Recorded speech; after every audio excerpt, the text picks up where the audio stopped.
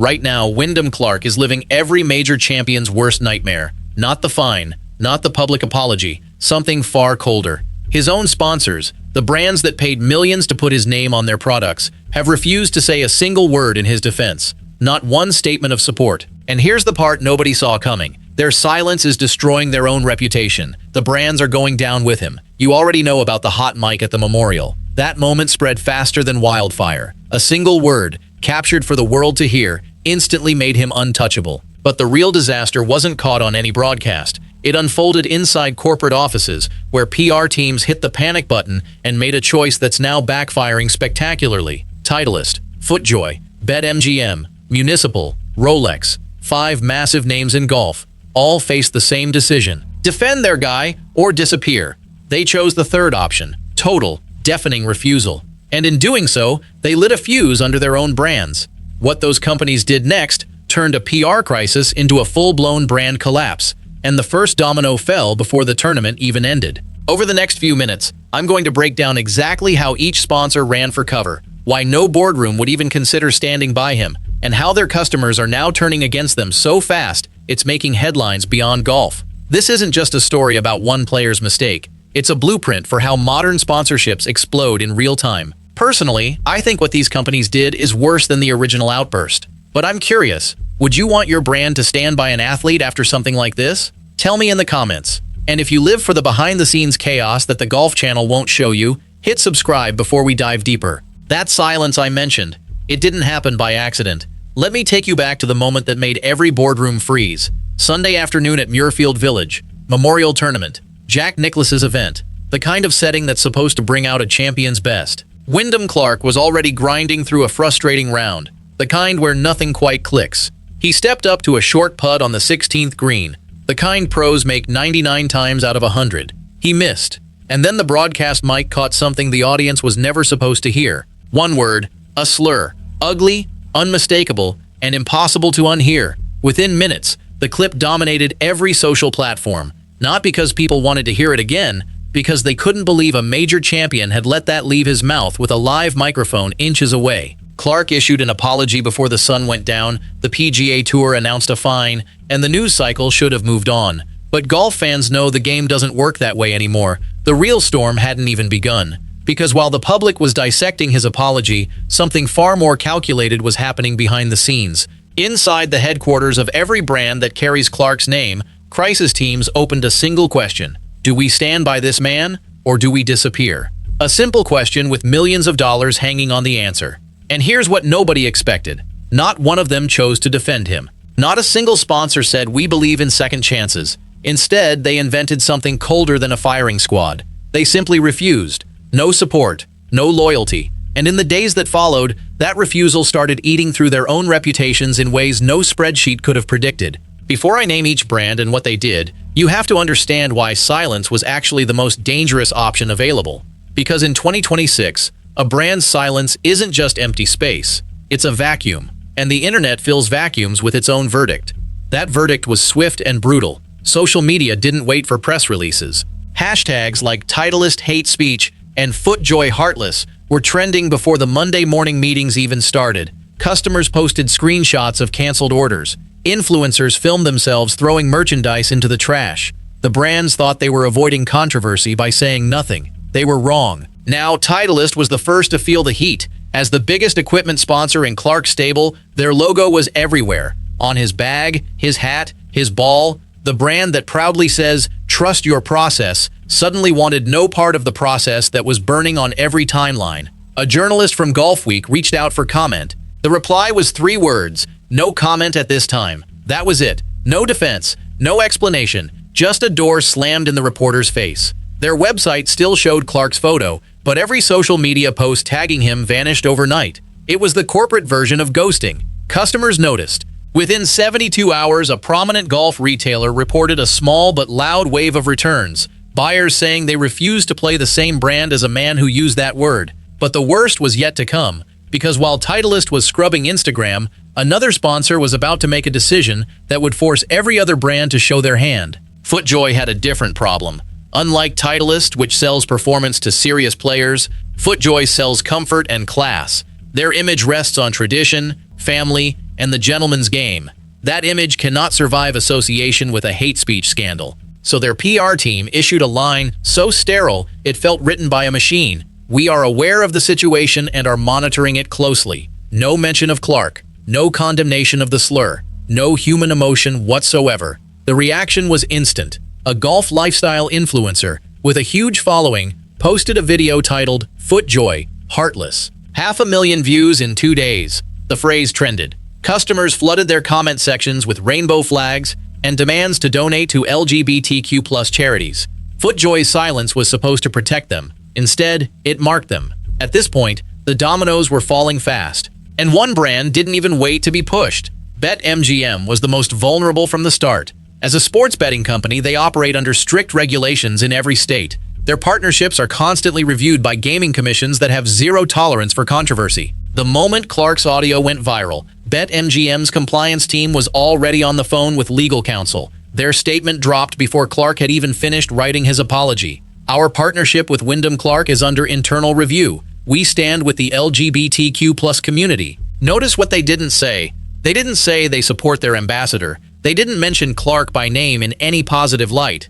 Then they paused a major promotional campaign called Clark's Major Bets that was supposed to launch the following week. The ads were pulled. The landing page went dark. But pulling an ad is one thing. Pulling a brand's stock price is another. And that's exactly what happened next. BetMGM's parent company, MGM Resorts International, saw its stock dip nearly 1% within days. That might sound small, but in a publicly traded company, any movement tied to scandal sends boardrooms into panic mode. CNBC ran a segment titled "The Cost of a Hot Mic." Suddenly, Clark wasn't just a golf problem. He was a business liability. Every remaining sponsor now faced a terrifying question. If a gambling giant with an army of lawyers couldn't ride this out, who could? Municipal thought they could hide. Mark Wahlberg's apparel brand had built its reputation on being young, fresh, and connected to modern culture.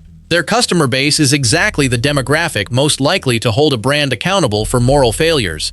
At first, they tried the quiet approach. A generic tweet appeared.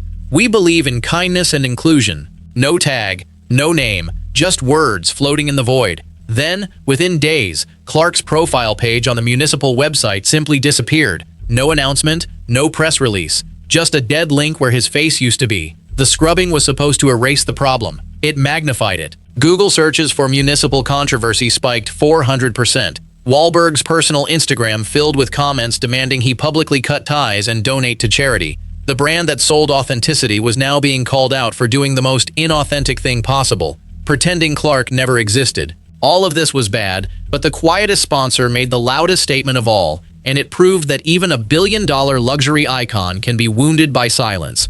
Rolex doesn't talk about its ambassadors. That's part of the mystique. They don't issue statements. They don't explain decisions. So when they said absolutely nothing about Clark, nobody was surprised. What did surprise people was what they did. A print ad scheduled for the July issue of Golf Digest, a full-page shot of Clark wearing a Submariner, was suddenly replaced by a generic watch image. No explanation given. Industry insiders confirmed the brand had pressed pause on all creative featuring the golfer. For a company like Rolex, whose entire value is built on timeless prestige, this was a crisis in slow motion. Younger luxury buyers who follow golf started using a hashtag that stung, #RolexSoWhiteResistant. It never trended worldwide, but it didn't need to. It landed exactly where Rolex is most vulnerable, in the feeds of the next generation of buyers. So let's pause here and look at the wreckage. 5 brands, 5 different strategies, same result. Titleist froze. Footjoy monitored.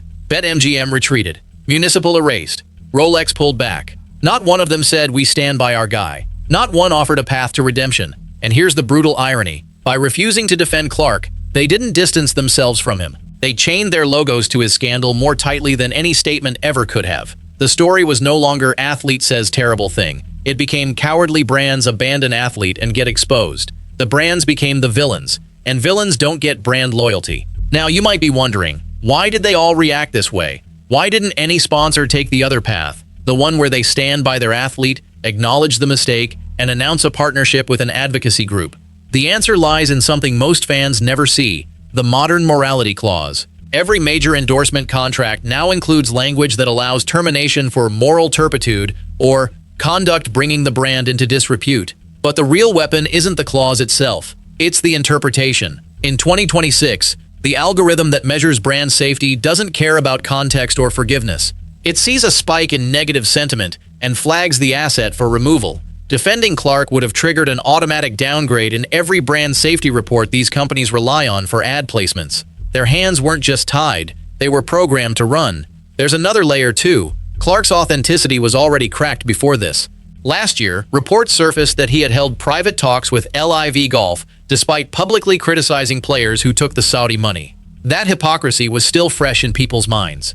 The slur didn't happen in a vacuum. It landed on a foundation already trembling. The boards at these companies had been nervous for months.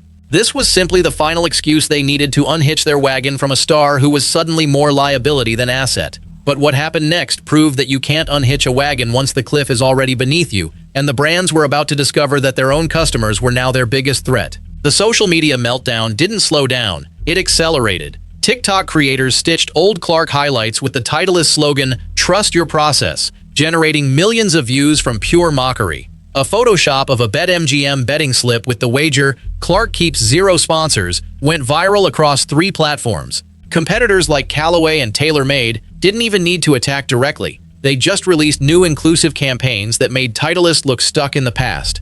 Municipal's young, progressive audience didn't just unfollow, they organized. They started a donation drive for an LGBTQ+ golf charity and challenged Wahlberg to match it. He hasn't responded. Rolex's silence, once a strength, now looked like cowardice to the exact audience they're trying to capture. The numbers, if you dig into them, tell a brutal story. Within 2 weeks, Titleist's brand perception score among golfers aged 18 to 34 reportedly dropped from +12 to -4, a 16-point swing that normally takes years to happen. FootJoy saw a similar decline. BetMGM's App Store rating dipped below 3 stars, as users left 1-star reviews mentioning Clark. These are not small ripples. These are waves crashing over brands that thought they were standing safely on shore. And still, not a single sponsor has said they're standing by Wyndham Clark. Not one. The question now is what this means beyond Clark, because every top 20 player with a multi-million-dollar endorsement deal is watching this unfold. Their agents are rewriting contracts this very week.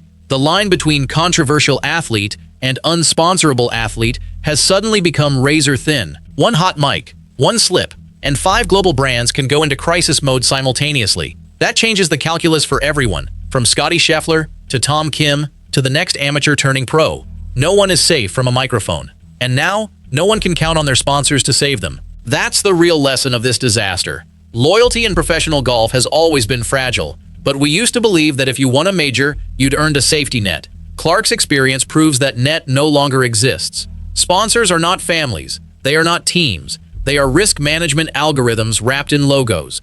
And when the risk spikes, they cut the cord, even if it means their own brand takes damage on the way down. So here's what I want you to take from this. The next time you see a player wear a logo, ask yourself how long that logo would stay if a single word went wrong. Then tell me in the comments which sponsor you think handled this worst. Titleist for the ghost, FootJoy for the robot response, BetMGM for the fastest retreat, Municipal for the erase job, or Rolex for the silent freeze. I read every comment, and the debate on this has been wild. If you want more stories that pull back the curtain on the real business of golf, the money, the politics, the sponsor meltdowns, then subscribe and turn on notifications. We're building a community of fans who want the truth, not just the leaderboard. Thanks for watching. I'll see you in the next one.